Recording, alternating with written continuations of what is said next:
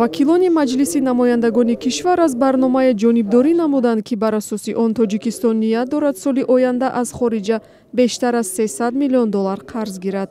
барномаи қарзгирии берунаи давлатии Тоҷикистон барои соли 2023 ва дурнамо барои солҳои 2024-2025ро Файзиддин Қаҳорзода вазири молия дар ҳузури вакилон муаррифӣ намуд. ба иттилои расмӣ ҳаҷми қарзи хориҷии Тоҷикистон ба $3.2 миллиард расидааст.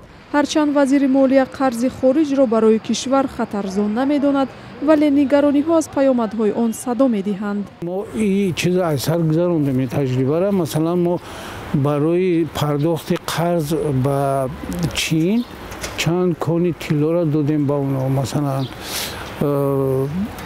баъд барои масалан сохтани ин ҳамин маркази гармидеҳӣ ҳам як кони бузурга додем. ин маънио надорад ки вақте ки ту натонисти қарза пардохт кунӣ, ӯ кишвар даъво мекунад ки масалан як чиза барои ман битӯ.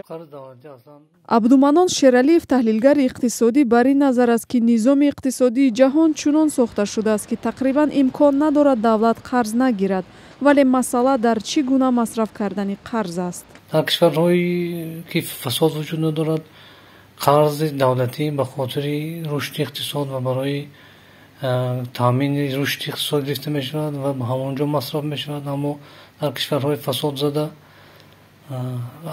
як қисми қарзҳо дар роҳ дар чанд зина дуздида мешаванд, қисми дигараш ба нафъи гурӯҳи хос ва ба пурӯжаҳое ки ба нафъи онҳо аст масраф мешавад, аммо пардохташ ба дӯши буҷа яъне мардум мефурад.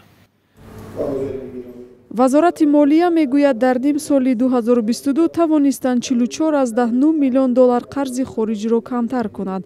мақомот мегӯянд зиёд шудани қарзи хориҷӣ ҷойи нигаронӣ надорад, вале чунин нигаронӣ дар байни мардум ва коршиносон борҳост садо медиҳад.